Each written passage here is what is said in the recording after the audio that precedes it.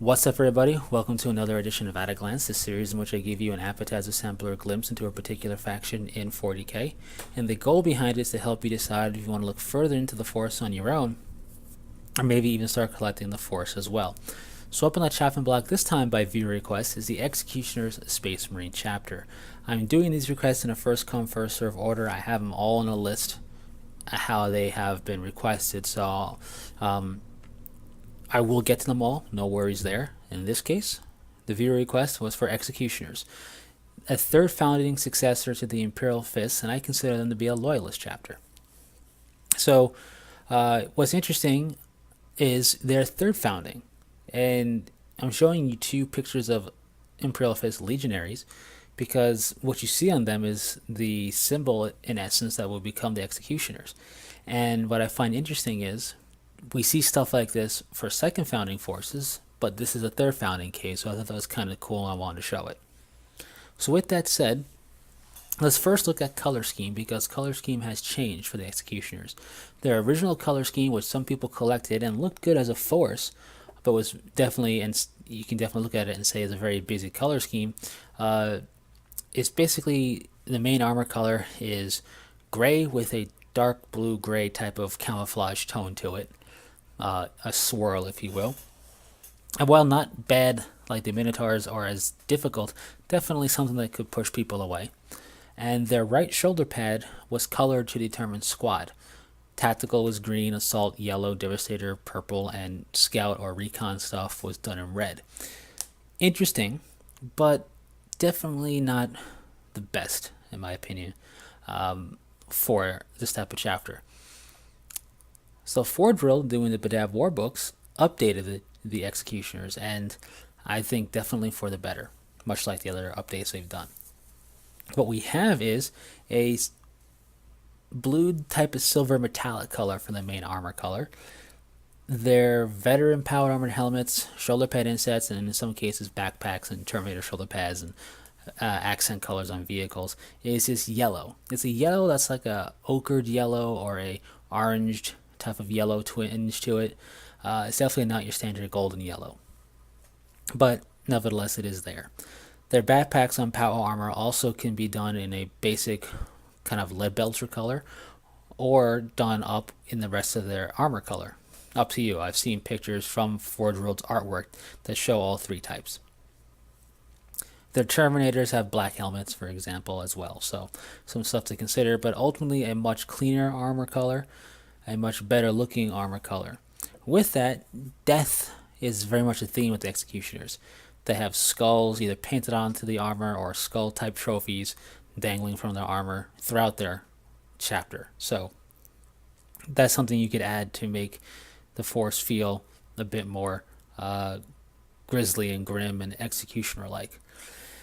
The chapter itself very much believes they are indeed Executioners of the Emperor's enemies, basically seeking them out and slaughtering them, outright just destroying them as if they're nothing more than trash, you could say. And they do so in a very up-close and personal manner. They prefer close-range firefighting, and they prefer hand-to-hand combat. That's kind of where their specialty lies in how they make war. Remember, they're Space Marines, so they can do any style of war, but that's their preference. So that's how they look and how they fight.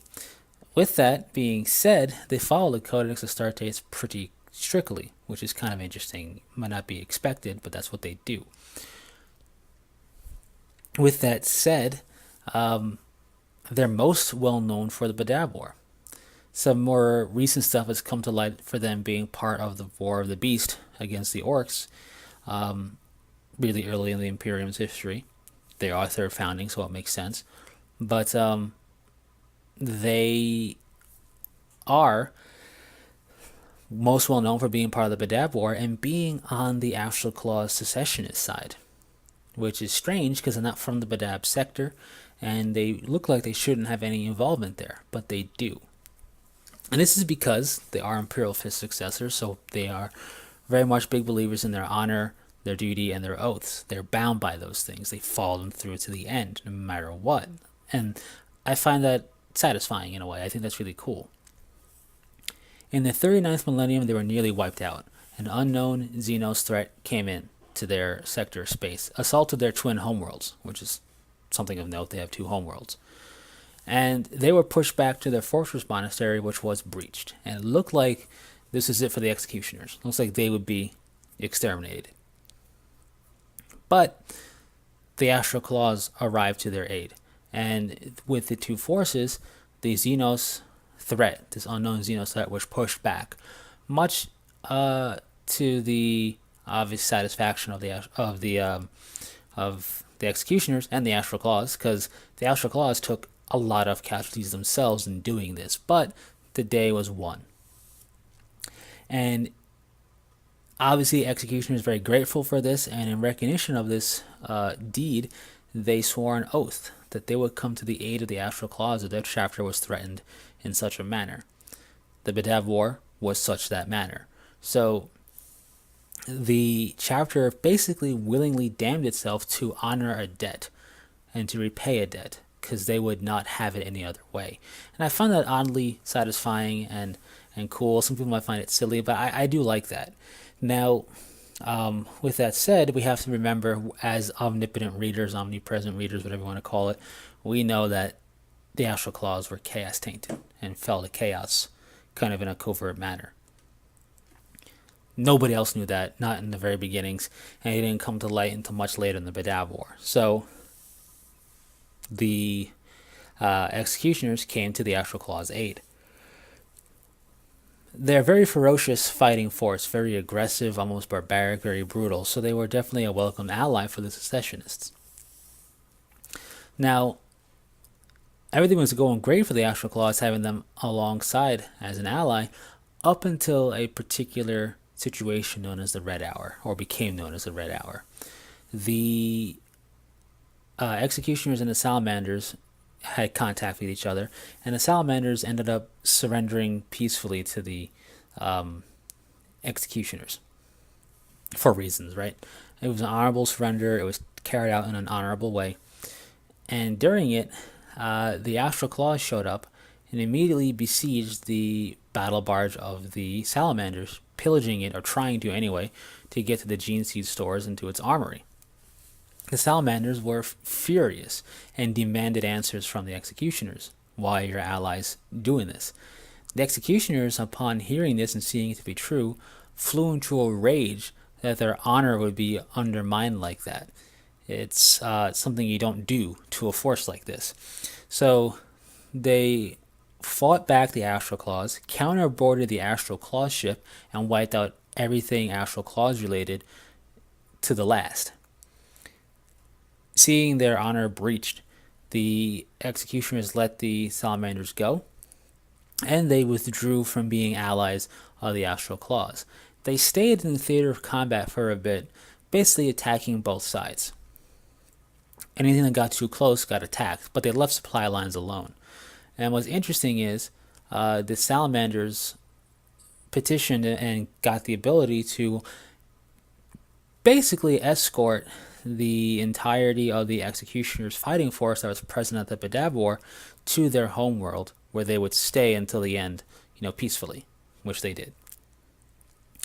After the Badab War is over, it was found that the Mantis warriors, the Lamenters, and the executioners would be given a chance to redeem themselves in the eyes of the Imperium and undertake their own penance crusades for a century. Now, because of the salamanders' petition for the executioners, they were given some leeway. The other two chapters lost their homeworlds permanently. They had to basically start fresh after their crusade if they survive it. The executioners were told once their crusade was over, they would get their twin homeworlds back. So that is a bit of leeway because the salamanders spoke favorably of them. Because they were not decimated in the Badab War, their forces were not really that decimated, and their homeworld is in a different sector of space, they're pretty well equipped for this crusade, which has led to them being more than 80 years into it and looking like they're very much going to be able to survive it and complete it and return to their homeworlds to rebuild. The fluff hasn't gone that far, but that's what it looks like, and that's pretty cool. So they have been actively pursuing the enemies of the emperor, metering out their executioner style of justice, if you will, and really haven't been skimping or slacking. They've been doing the job, for sure. So that's the executioners. That's what they're known for, and I think it's pretty cool. So with that said, a very interesting chapter if you're into Imperial Fist successors and into that style of play. If you like chaplains, they have a lot of them, so you're in luck there. Now, when it comes to collecting a force like this, because of how close they follow the Codex Astartes, I recommend the regular Space Marine Codex. Imperial Fist chapter tactics are pretty much a given that most people would think about, but really any of the ones in the Codex would work. If you're not going to use Librarians, the Black Templars can give you a more aggressive feel. Now, I'm sure some of you are thinking, but wait, Forge World has chapter tactics utilizing this codex for the executioners. You're absolutely right. But being a Forge World thing, it's something really for casual fun play. You can definitely use that. I would have no problem with anybody doing that. But if you want to have a force built utilizing purely the codex, so you could use it in leagues, campaigns, and tournaments no problem without getting prior consent, obviously you know your area better than I do, but to avoid any hassle that way, I recommend the Imperial Fist chapter tactics or the Black Templar chapter tactics. But yes, Forge World has this free download chapter tactics PDF, and in there is the executioners, which is pretty cool. So with that said, that's the codex in question. When it comes to models to collect for them, they don't have anything specifically for them, but any of the generic kits and bits from GW and Forge World will work just fine. Their symbol doesn't really have a transfer sheet to my knowledge. I didn't see any, but it's printer friendly. There is decal paper you can buy. I recommend clear decal paper, and you could print their decals. You can download a PDF that you can download and print onto decal paper. Seal the decal paper, get it ready to use, and you'll have their red shield with the twin black axes on it, which is very printer friendly, that you could apply to the armor with really no problem. So there is that, which basically has you covered.